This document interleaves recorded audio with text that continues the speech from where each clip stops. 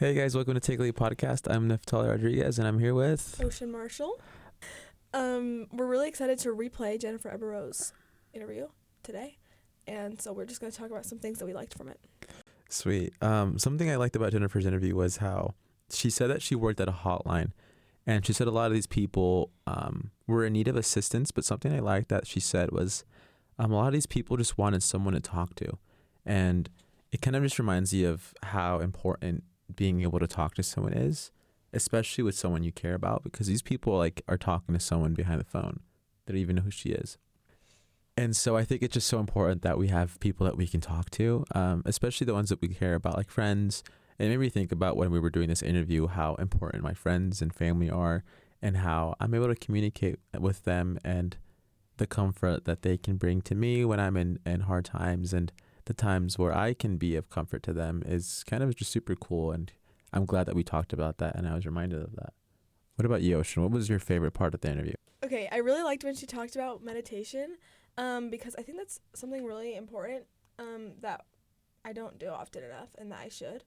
But yeah, so I think it was just a good reminder that we should be meditating more, and because I think it's a really great way to feel the spirit and get closer to God, which is really cool. Yeah, I agree. I feel like meditation is so slept on. Really and I is. think that everyone, especially as college students, I feel like if everyone did meditation, we would all benefit from it. No, for sure. It also benefits sleep, which is great because college students do not get enough sleep. Need that. Okay, well, guys, we're so excited for you guys to listen to this episode, and we hope you like it. Thank you. The question for today is, what brings you peace?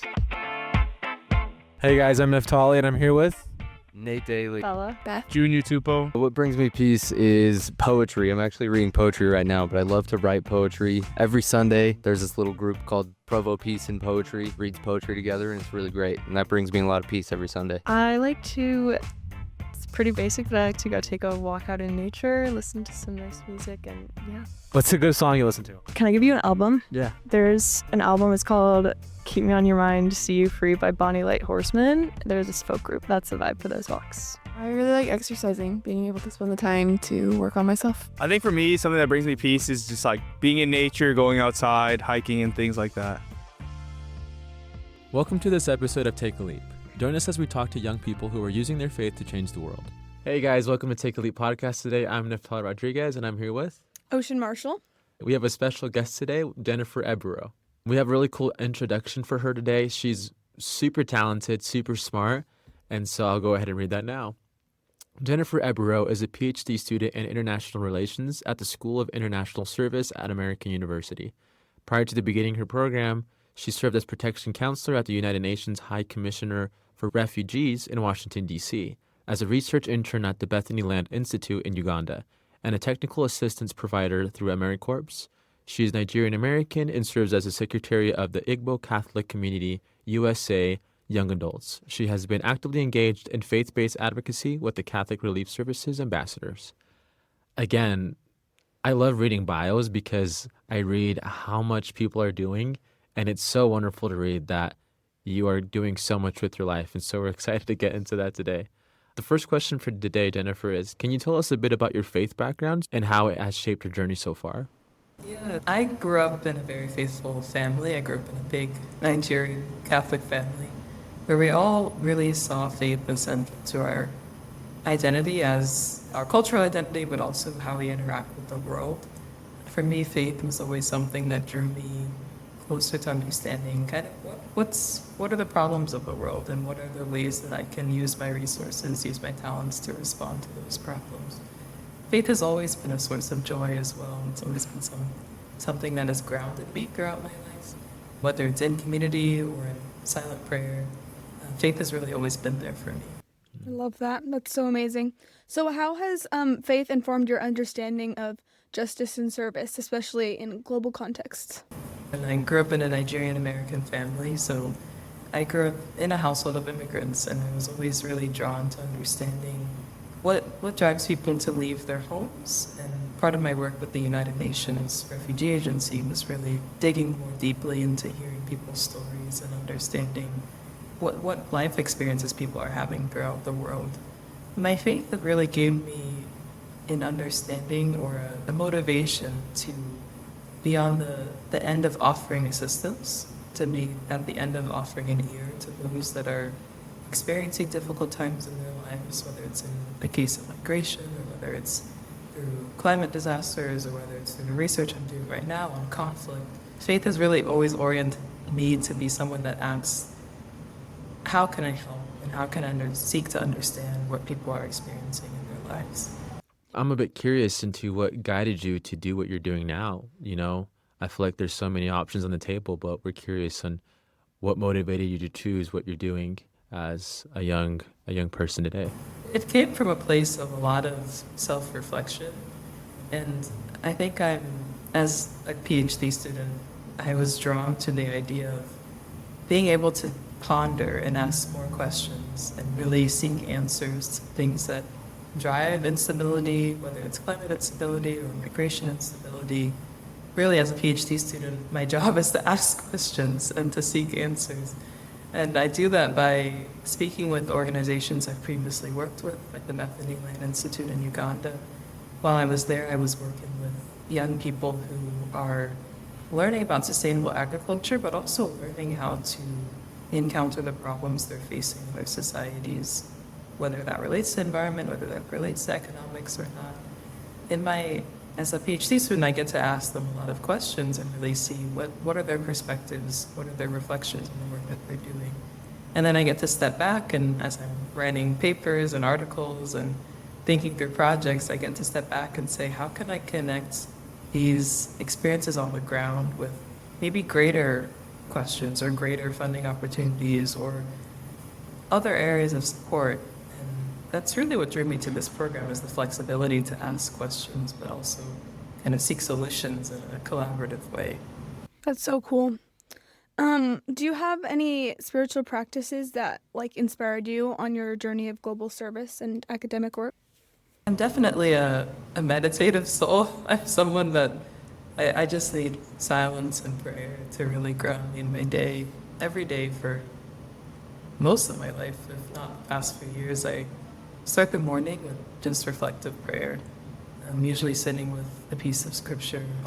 Almost always with a piece of scripture, just reflecting what it's saying to me and what it might be encouraging me to do or to reflect on in my life. I am someone that also takes moments throughout the day to continue that reflection, whether it's on my train rides or just on my walks back to my apartment, to kind of think back to what I was reading in the morning and see how did I apply that? Today I can say, for an example, it was a passage on the Good Samaritan story, and I think a lot of Christians know that story. And I think it's just so emblematic of how do we treat our neighbors? And as someone that lives in a very busy city, it was just so powerful to just come back to the story and think, okay, this is very tangible. How am I encountering my neighbors, people I walk past on the street? That's really cool. I feel like it takes a lot to do that. Another cool question we have for you today, and if you could give a little bit of context for the listeners who may not know what this is. You served with organizations like the UNHCR and the Franciscan Mission Service. So how have those experiences impacted your faith and your worldview? Yeah, I love that question because I tend to have to struggle to explain these experiences because I served at both organizations simultaneously. And so Franciscan Mission Service is a Catholic nonprofit organization based in Washington, D.C. that places young people that have recently graduated from college in nonprofits throughout D.C. And so my placement was with the United Nations High Commissioner for Refugees. And while I was there, I was a protection counselor. And so the UNHCR is the international organization that works with migrants and refugees throughout the world. My work in DC really looked like serving migrants through listening to their stories, those that would come into our office. I was the first point of contact. And they would come in with all sorts of needs, whether it was just housing for that night or whether it was wanting updates on a legal case or getting paired with a lawyer. I also responded to our hotline service. So immigrants throughout the country could call this hotline just for legal assistance, or even just for an ear. A lot of times people actually called, and I think more than anything, they just wanted someone to listen to them right now. Maybe they've been separated from family for a while.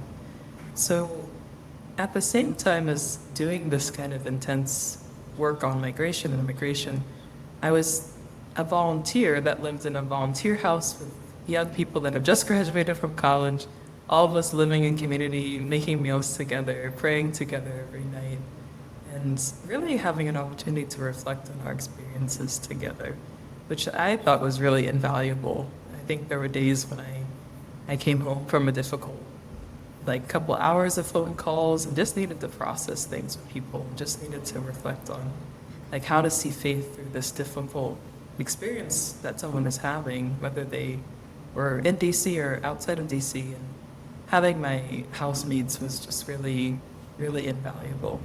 I guess to follow that question, how does it feel to be in that role of, as someone, I'm imagining you're going through your own things, right? Your own personal trials. How does it feel to be in that role where you have to be the listener? I think as someone that I would hope to say that I'm a good listener, or I try to be, it was a bit natural to fall into that position. Like, I genuinely have a desire to just listen and understand where people are coming from. But I think especially in cases where I was listening to stories that are just so challenging at the end of the day, and experiences that sometimes I would reach my limits at how I could help. I could recommend a lawyer, I could explain a certain court decision, but at the end of the day, I wasn't the one that could really control their situation. And I think that was the most challenging thing. But like I said, I think being a part of the Franciscan Mission Service helped me stay grounded, and that I would walk away from these experiences, yes, frustrated, but also more driven in a desire to pray and offer up these people to God, and just to recognize that I'm connected with them through prayer as well. I love that. I love that you said that, like, just listening to people, like, could be hard, because I do believe that when you really intently listen to someone, you become so invested and it's hard to, like, not be able to help. But if you pray for them, that feels like a way of helping and really can help a lot. So where do you see hope in the intersection of faith, justice, and global engagement? Hope comes naturally when I'm working with other people. I think that in the case of working with the United Nations Refugee Agency, I was working with a bunch of young people in this field that are just, like, a lot of us still have this dream and this desire to really make a difference. And I think being motivated by my peers and still motivated by my classmates and our continual faith in the reality that the way things are does not have to be the way things will be in the future. And I really would say I lean in on peers and friends and classmates to just encourage me. But I think also, just as a person of faith, I rest in the assurance that this isn't everything. Like, I see that we have our day-to-day experiences of life, but there's so much more to that. And I also believe that through suffering, through challenge, we can also encounter God. So I think just remembering those two things, community and also knowing that God is with us in our struggles, in our suffering, in our injustices, really motivates me. I feel like a lot of people lack that motivation, especially when we're so driven. We want to accomplish so many things. I feel like being in that state of constant listening to so many things and hard trials of people, it kind of brings us down. But as you said, friends, faith, even hobbies allow us to just keep going and keep that momentum. I would also say, especially when I was working at the UN, I think a lot of hope came from the same people that were sharing the difficult stories. And I remember a lot of them would end by saying, at the end of the day, just thank you. Thank you for listening. Or God bless you. And I would always sit back and wonder, like, I did nothing. I didn't really do anything. But just seeing their hope and their continued persistence was really motivating as well. Yeah, but that's so beautiful, right? There's like a sense of community of people of different faiths and different backgrounds, all trying to accomplish one thing, even if it's just getting through one day. That's already such a mission. Kind of steering in a different direction. How has your study of environmental sciences shaped your theological or ethical perspectives on care for creation? So, yeah, apart from my work in immigration, I went to school for environmental science. I spent 4 years studying it and then worked at an agricultural organization in Uganda and also in AmeriCorps domestically here. And I would definitely say faith is what drew me into studying environmental science in a very simple way. As a freshman in college, I was able to go on a spring break trip. And during that trip, we were able to encounter just the reality of environmental degradation and climate change as it was happening in Uganda. And during that trip, I was also able to read documents by Pope Francis, who has recently passed, but was the leader of the Roman Catholic Church. And he wrote this letter that's called Laudato Si. It was addressed to the whole world, and it was on care for creation. And he really emphasized what was already known or already established teaching within the Catholic Church, that we are to care for creation. But he made a global appeal to everyone, outside of faith, but especially those of Catholic upbringing, to take it more seriously. And I think reading that document while I was in Uganda and also physically and visually encountering these realities made me come back home after that experience and just reflect more on things that were already drawing me to that. I grew up with a garden in my backyard. I grew up listening and hearing about the realities of climate change, but not so much realizing how I could respond to God's love for the world by also caring for the world. I think making that connection and realizing that all around us is a gift, and we have the obligation to care for it, to steward it. And I think having that very clear connection in my head was really what cemented my studies in environmental science and continues to drive me today to understand how we can better care for the environment in a way that also uplifts human beings, in a way that respects the dignity of those that are most affected by climate change and most affected by environmental instability. Do you have any advice that you would give to young adults trying to discern between career paths and callings rooted in service or justice?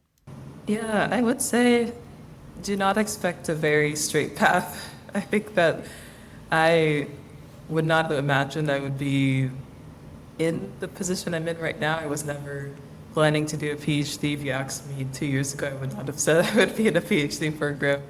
I might have said, I might be at Peace Corps, I might be in law school. It was just a process of reflecting and understanding that I had a lot of questions, and that a PhD program would give me the space to really research and understand and seek out answers to those questions. So I would fundamentally say, do not expect a straight path, but I would also say, listen to those who know you and know your desires and your talents as well. I would say that what led me to this program was actually one day sitting outside with my sister and her kind of making me reflect on understanding things that I was desiring, the questions I was having, but to hear it from someone else who I found trustworthy and reliable and who knew me just really cemented that this is a good decision as well. So I think having people to echo back things to you, and fundamentally also prayer. I think if you can take time in silence, whether it's on a walk or whether it's in church or whether it's in your dorm room, just taking silence and maybe journaling or just taking time to reflect and really discern what you would like to see yourself doing, whether that's even if you can't really concretely fit that in a box of a grad degree or a service program, but just taking that time to maybe start sketching out the picture and then wait for the rest of the portrait to kind of take its own shape. I feel like I needed to pay for that advice. Going back to Uganda, I'm just so curious. It's such a unique experience. I feel like so little people can say that they've gone there, especially to have done service. So my question is, do you have a specific story, maybe something you saw, something you heard that dramatically impacted your life that you'd like to share? Yeah, and I almost hesitate to say I was doing service in Uganda because I think I walked away with so much more than I gave. As far as an experience, I think that the moments of cultural celebrations, I was able to celebrate Easter while I was there. And I'm someone that I love to be involved, and I love to just accompany people. One of my friends there, she was able to invite me to their Good Friday service, and I got to see how they traditionally celebrated Good Friday there. And what they did is that they have an interfaith celebration. So it was Catholics and Protestants together celebrating Good Friday, having a 7-mile walk through different villages. And people would add and join on. Those that started at mile 1 were not always those that finished mile 7, but we had a ton of people that just joined us on the way. And I think it was just a beautiful symbol of collaboration and unity, especially in the context of what can sometimes seem to be a very obvious divide in society, different religions, different faiths. But I think on that day, which is such an important day for a lot of Christians, they were intentionally trying to just take a moment to unite and to use it as an opportunity to be together. And that was just very striking for me. It wasn't related to any of the research I was doing or any of the service I was doing, but it was just a way to really learn about what is driving the community I'm within. What are their values? How do they see faith? How do they see each other?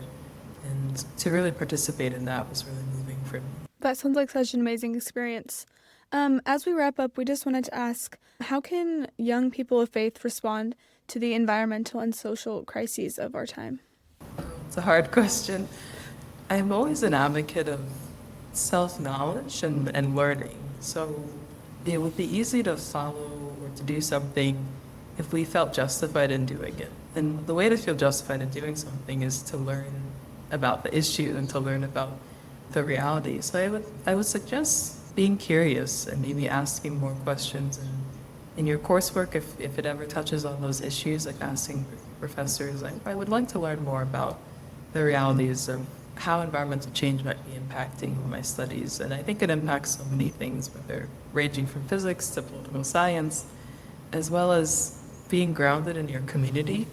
In a lot of places, there are local movements, local advocacy groups that seek to make more aware among the public, among their communities, these issues. So I think tapping into any organizations that are local, learning from them, hearing about the work that they're doing, and also being willing to be a voice that challenges maybe the traditional ways of looking at these ideas. And if it's a very new idea to you and it might seem very politicized or one-sided, being willing to challenge it as well and to grow with the group and to be challenged in your views as well and to grow, so it could be a mutual opportunity for growth and knowledge.